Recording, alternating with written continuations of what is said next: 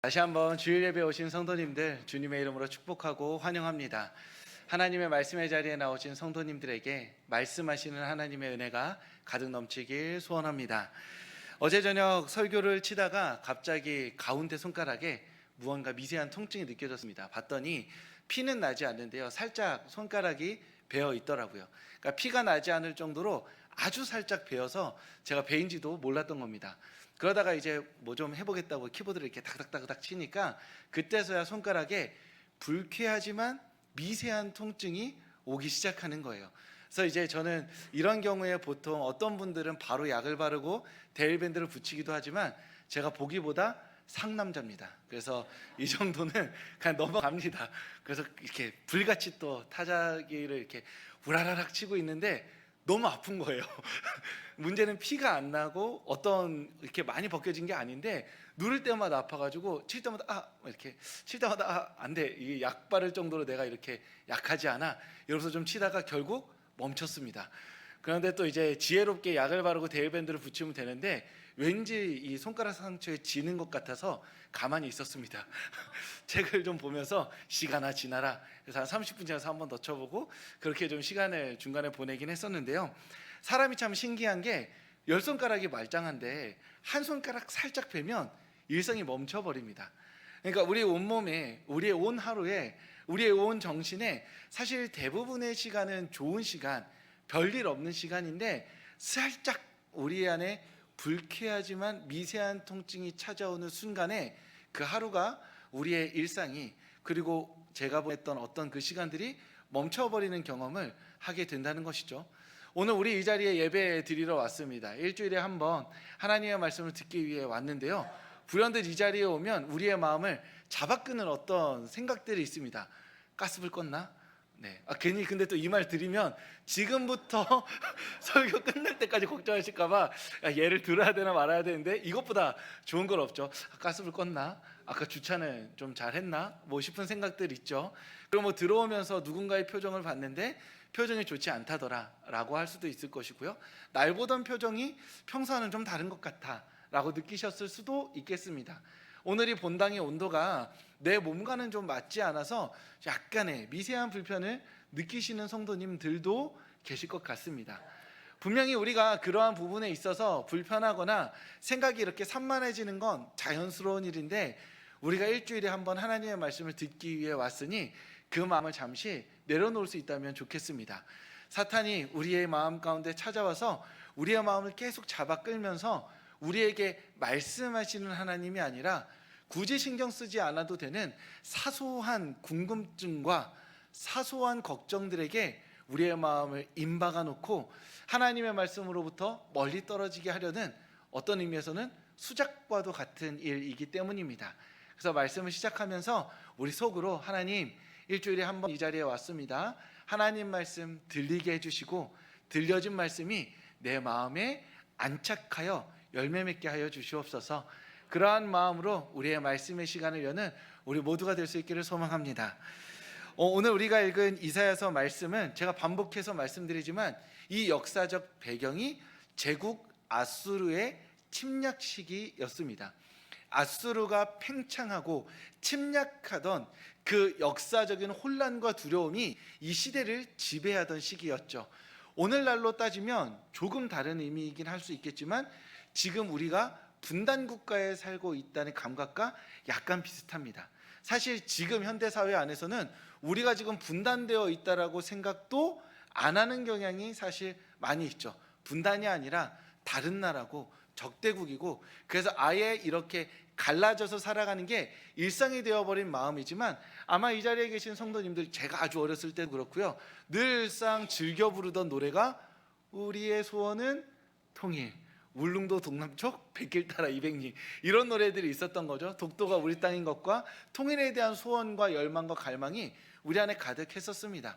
그러니까 지금 이사야가 살던 이 시기에 반복해서 아수르의 이름이 들려오는 이유가 무엇이냐 하면, 정말로 그 시대를, 그 역사 한 200년을 지배했던 나라이기 때문입니다.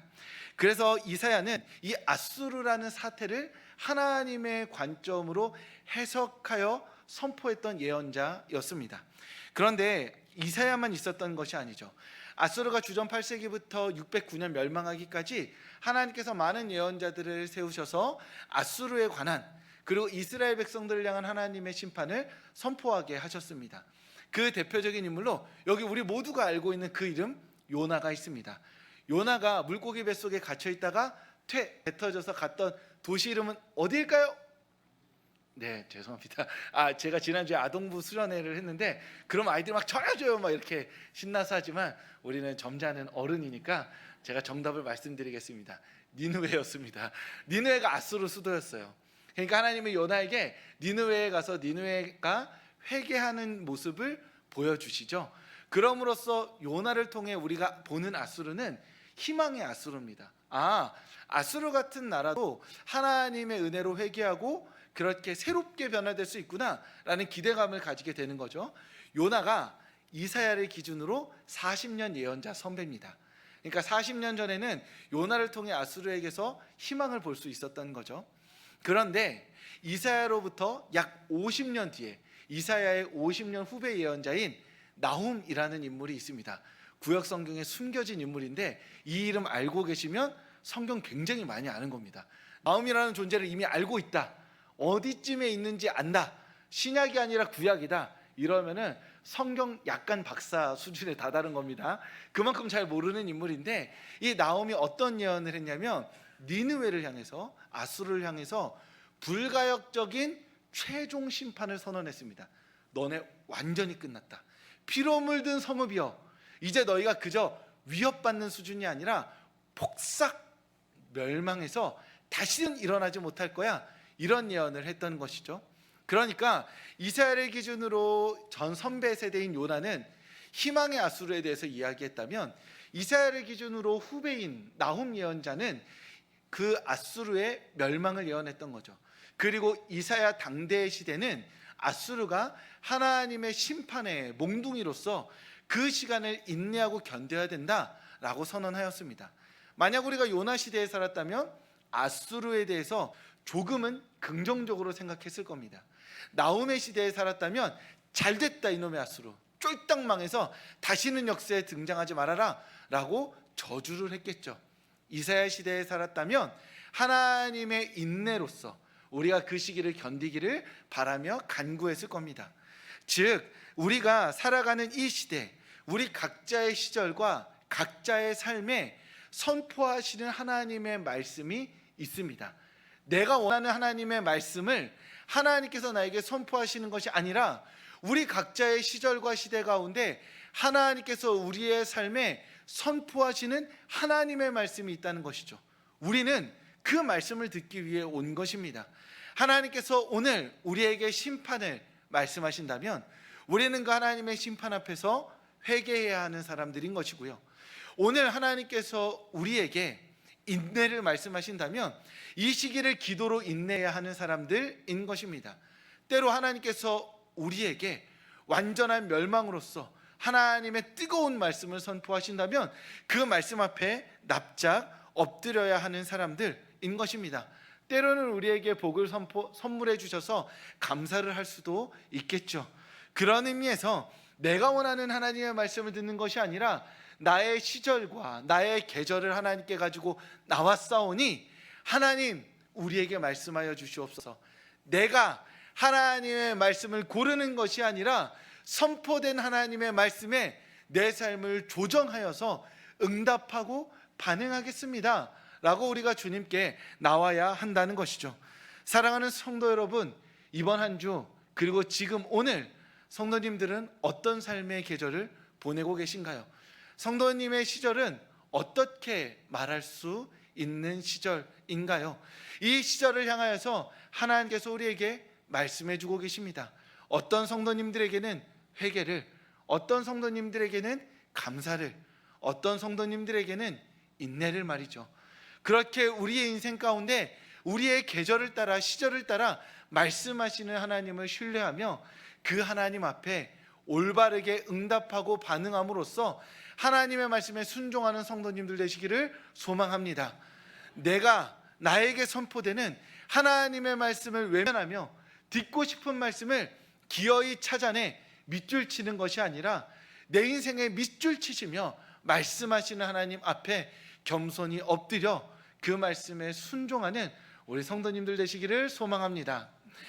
오늘 우리가 읽은 이사야서 9장의 첫 말씀은 매우 깊고 짙은 어둠의 그림자의 표현들로 가득 차 있습니다.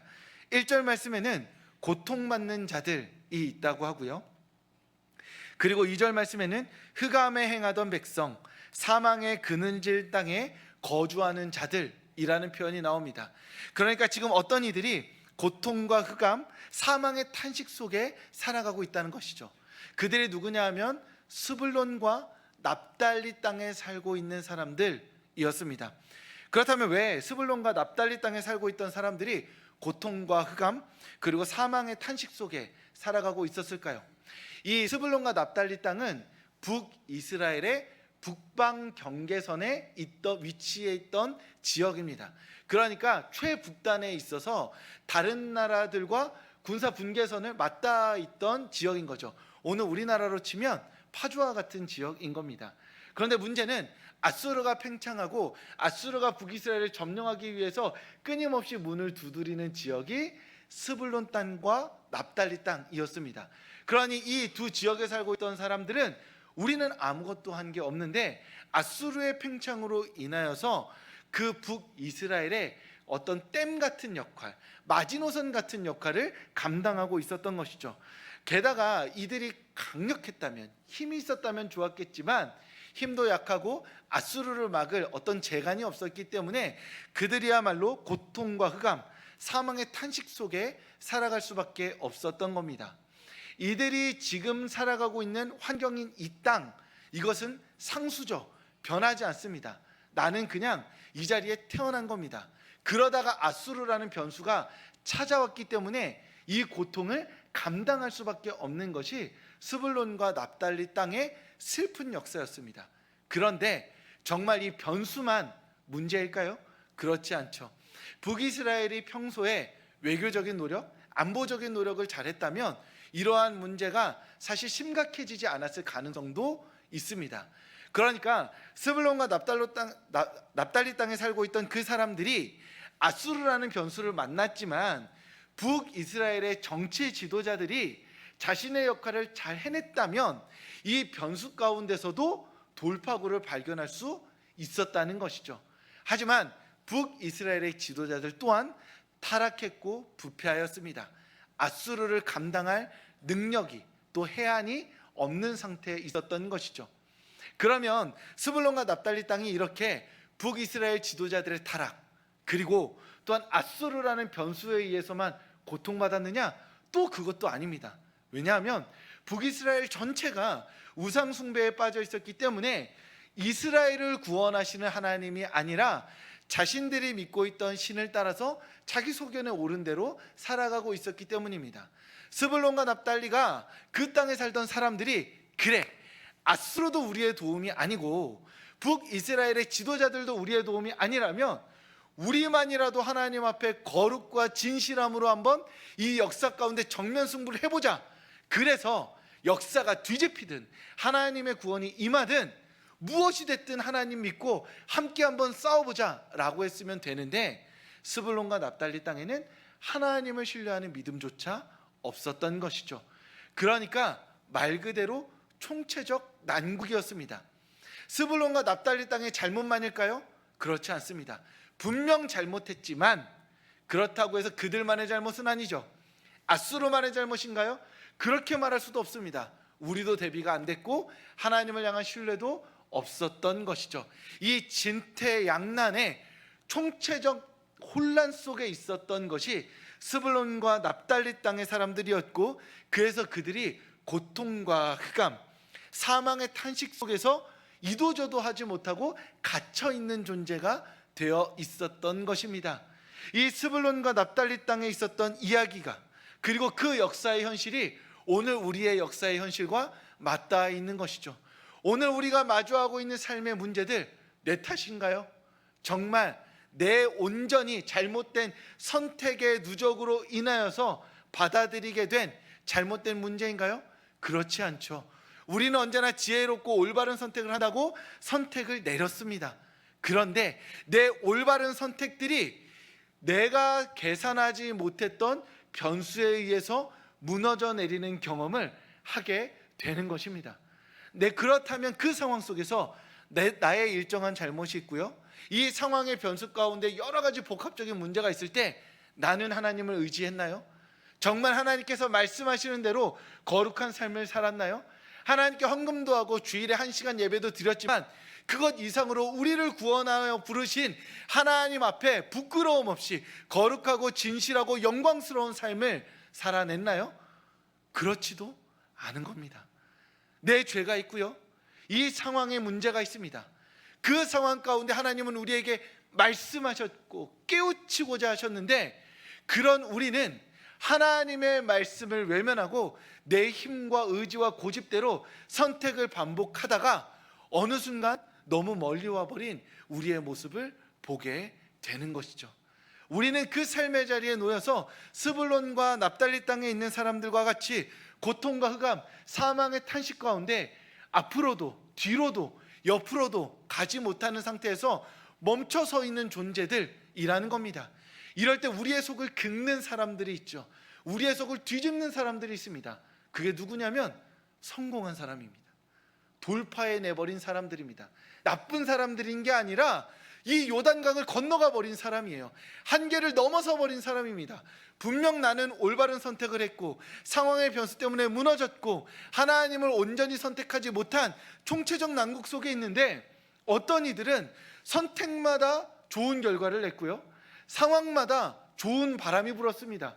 때마다 기도하여서 하나님의 응답을 받아버렸습니다. 이 모든 것이 합력하여 선을 이루어 성공한 사람들이 한두 걸음 앞서가서 우리를 향해 말하죠. 하나님을 믿으면 된다고 말이죠. 너무나 쉽게 하나님을 선택하면 된다라고 말합니다. 그런데 나는 하나님을 믿고 싶은데 믿어지지도 않고 믿어봤는데 믿음대로 되지도 않는 그 복잡한 상황 가운데 서 있는 것이 우리임을 우리는 그제서야 더욱 철저히 깨닫게 되는 것이죠. 그렇게 멈춰서서 다시 한번 우리는 하나님의 말씀 앞에 서 있는 것입니다. 하나님, 우리에게 말씀하여 주시옵소서 라고 말이죠. 제가 5년 전 정도부터 끊임없이 들러왔던 아주 중요한 말이 있습니다. 목사님, 운동하세요 였습니다. 지금 안 하면 큰일 납니다. 30대 중반에 시작하셔야 됩니다. 그 40대가 되니까 40 넘으면 가만히 있어도 멈추기 시작합니다. 운동하세요 라는 말이 저에게 가장 많이 들려온 말입니다. 그럴 때 정말 신기한 게 뭐냐면, 성도님들도 아마 깨닫고 계시겠지만 지금 우리나라에 달리기를 안 하는 사람이 저밖에 없는 것 같습니다. 그런 생각 드시지 않나요? 최소한 걷거나 달리기 안 하는 사람은 온 우주에 저밖에 없는 것 같아요. 다들 신발을 삽니다. 그리고 티셔츠를 사요. 그리고 어디 강 좋은 곳에서 달리기를 시작합니다. 그러면 제 주변의 모든 사람들이 달리고 있는 것 같을 때 저는 가만히 카카오톡을 열어봅니다. 그리고 이름을 천천히 올리면서 수학적으로 합리적으로 생각합니다. 이 사람은 뛰지 않는다. 이 사람은 뛰지 않는다. 그 지나고 나면 뛰지 않는 사람이 더 많아서 뛰지 않고 있는 저를 제 스스로 위로해주며 오늘도 운동을 안 했구나 라고 하면서 잠들기 시작합니다. 하지만 곧 때가 오고 있으면 깨닫고 있습니다. 나는 곧 뛰겠구나, 운동을 해야 되겠구나, 때가 온다 라고 말이죠. 조금 가볍게 말씀드린 말이지만 세상의 모든 사람들이 한 걸음 한 걸음 성큼성큼 앞으로 가는 것처럼 보여요. 우리는 왠지 모르게 나만 멈춰 있는 것처럼 느껴진다는 겁니다. 운동뿐만이 아니라 신앙도 그렇고요. 갑자기 불어닥친 우리의 삶의 문제들 가운데 하나님께 기도하면서 멈춰서 있는 우리가 한없이 무력하고 연약해 보이게 될 때 우리가 하나님의 말씀을 찾아온 것입니다. 그리고 그런 우리를 향하여서 하나님께서 구원의 말씀을 선포해 주십니다. 오늘 본문 말씀 2절의 후반부에는 놀라운 반전의 말씀이 숨겨져 있습니다. 큰 빛을 보고 사망의 그늘진 땅에 거주하던 자들에게 빛이 임하였다라는 것이죠. 어둠에 갇혀있던 이들에게 캄캄한 어둠에 하늘에서 빛이 그 어둠을 찢고 내 머릿속에 쏟아지기 시작한 겁니다. 그래서 그 빛으로 말미암아 아무것도 보이지 않았던 이 세상 가운데 모든 것이 선명하게 보이고 내가 앞으로 가야 될지 뒤로 가야 될지 옆으로 가야 될지 보이기 시작하는 것이죠. 어둠은 찢어지고 빛이 가득 차기 시작했다라는 겁니다. 우리는 기대하게 돼요. 이제 하나님이 우리 가운데 빛으로 오시는구나, 어둠을 찢으시고 오시는구나 라고 생각할 때 성도님들 어떤 이미지가 떠오르시나요? 하나님께서 어둠을 찢으신다, 빛으로 임하신다, 어둠을 돌파하신다라고 말하면 아마 지금 이 생각에 가위로 이 어둠이라는 색종이를 하나씩 자르고 있는 하나님 생각하시면 성도님들 마음이 너무 좁으신 겁니다. 표현상으로 하나님이 우리 구원하러 오시는데, 우리 어둠에 갇혀 있는데 하나님의 헐크 같은 주먹으로 이 어둠을 막 부시면서 손으로 어둠을 잡아 찢으시면서 우리 가운데 빛을 폭포수같이 쏟으시면서 내가 왔다, 나의 구원이 너에게 임했다, 네가 그토록 간절히 바라던 내가 너에게 왔으니 이제 나와 함께 하자 하고 능력의 오른손으로 우리를 잡아 채실 것 같은 기대감이 우리 가운데 있다는 것이죠. 사망 가운데 탄식하며 하나님의 부름을 간절히 기다리고 있는 그때 하나님께서 큰 빛으로 우리 가운데 임하셨는데, 그때 우리에게 주어진 말씀이 이사야서 9장 6절의 말씀입니다. 우리 하나님의 구원의 말씀 함께 읽어보도록 하겠습니다. 이는 한 아기가 우리에게 낳고 한 아들을 우리에게 주신 바 되었는데. 아멘. 성도님들 어떠신가요? 우리가 스불론과 납달리 땅에서 아수르가 달려오고 있는 걸 보고 있는 사람입니다. 파수꾼이에요. 그런데 저 먼 남유다에 이사야라는 예언자가 있대요. 그 예언자가 진짜 하나님의 사람이라고 합니다. 그래서 스불론과 납달리 땅에 있는 우리를 향하여서 하나님의 예언을 선포했다고 해요. 큰 빛이 임한다고 합니다. 설레는 마음으로, 기대하는 마음으로 파수꾼을 보냅니다. 갔다 와.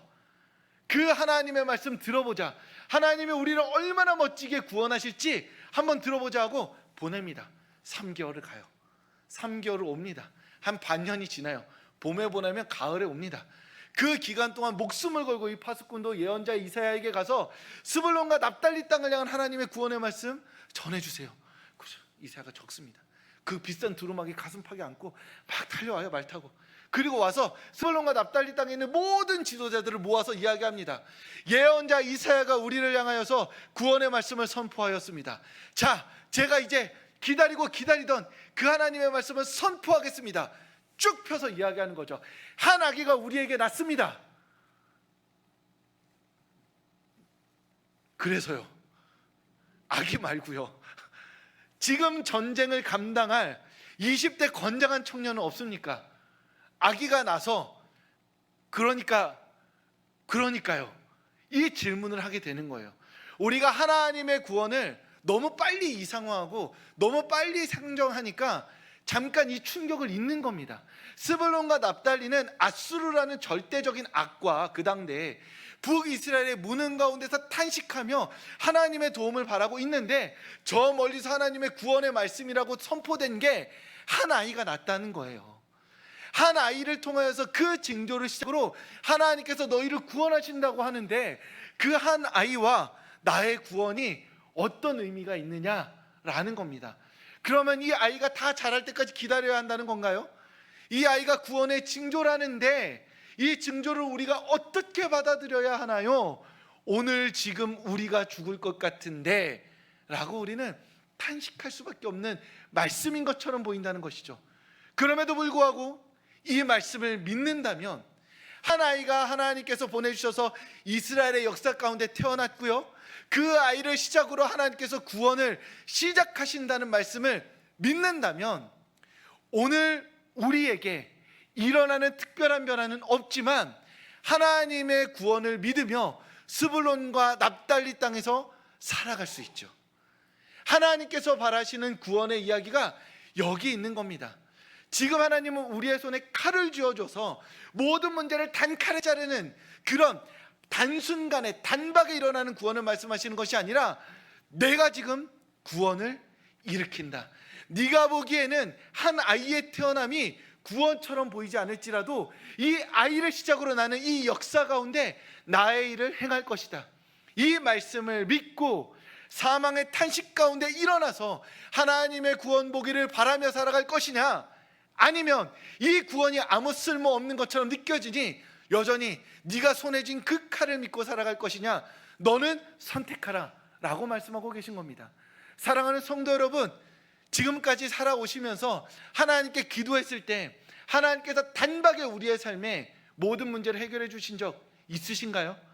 하나님 아픕니다, 두통이 있어요, 두통을 낫게 해주세요 라고 말했을 때 정말 말씀을 기도하자마자 나은 적이 있나요? 두통은 그럴 가능성이 있습니다. 복통까지도 그럴 가능성이 있습니다. 그런데 성도님들이 진짜 문제 가운데 부모님의 구원과 자녀의 구원을 위해서, 내 삶의 결정적인 문제를 위해서 기도할 때 하나님께서 정말 기도하자마자 전화통에 불이 붙으면서 드디어 됐다라고 말하는 경험하신 적 있으신가요? 아마 많지 않으실 겁니다. 하나님께서 그렇게 우리를 구원하시지 않으시기 때문입니다. 하나님이 바라시는 구원은 지금 당장 몰려오는 아수르 100만 대군을 단칼에 자를 큰 칼이 아니라, 아수르가 우리의 삶에 복받쳐오는 그 상황 가운데서도 끝까지 하나님을 믿고 이 삶을 살아내는 믿음의 싸움을 하나님께서 우리에게 원하시기 때문이죠. 그래서 하나님은 이스라엘 백성들에게 한 아이가 태어났다, 이 아이를 통해서 내가 구원을 베풀 것이다, 이 아이가 자라는 모든 시간이 나의 구원의 시간이 될 것이니 사망의 탄식의 자리에서 머물러 있지 말고 내가 구원하는 그 시간에 동참하라, 하나님의 구원의 이야기에 함께하라 라고 우리에게 약속해 주고 계신 것입니다. 그래서 그리스도인들은 하나님의 약속을 믿는 사람들입니다. 성도님들의 삶을 하나님께서 구원하실 것입니다. 오늘 당장 지금 내가 원하는 방식대로 통장에 돈이 찍히는 방법으로 오늘 내가 가지고 있는 모든 질병이 완전히 깨끗이 치유되는 방식이 아닐지라도 우리가 남은 일평생의 삶, 우리 곁에 함께 하시면서 우리가 눈물을 흘릴 때 우리의 눈물을 닦아주실 것이고, 우리가 탄식할 때 그 탄식을 위로해 주실 것이며, 우리가 힘이 붙일 때 능력의 오른손으로 우리의 손을 붙잡으셔서 일으켜 세워주실 줄 믿습니다. 그래서 우리가 평생의 삶을 다 살고 하나님 앞에 마주 섰을 때 하나님, 제 평생 하나님의 구원을 이루어 주셔서 감사합니다, 제 평생 저와 함께하여 주셔서 감사합니다, 하나님이 아니었다면 이 긴 인생 결코 행복하지도 만족하지도 이겨내지도 기꺼이 살아내지도 못했을 겁니다. 하나님이 계셨기에 행복했고 하나님이 계셨기에 만족할 수 있었습니다. 그렇게 우리는 그 약속을 믿으며 일평생의 삶을 하나님과 동행하며 살아가는 하나님의 사람들인 줄 믿습니다. 주일 예배 나오신 성도님들, 우리는 이제 다시 일상으로 돌아갑니다. 월요일부터 토요일까지 싫은 사람을 만나야 될 것이고요, 감당하고 싶지 않은 문제들을 마주해야 할 것입니다. 어떤 때는 회피하고 싶을 때도 있을 것이고, 어떤 때는 성취를 감당함으로 돌파하여서 놀라운 성취를 하게 될 수도 있을 것입니다. 그 모든 시간 하나님께서 우리와 함께 하십니다. 그러니 상황과 환경에 따라서 울고 웃으며 희비를 오가는 것이 아니라 나와 함께 하시는 하나님을 의지함으로써 모든 순간에 하나님의 도우심을 경험하고 하나님의 은혜를 맛보아 하나님이 주시는 행복 가운데 이번 한 주를 살아가는 우리 서울교회 성도님들 되시길 주님의 이름으로 축복합니다.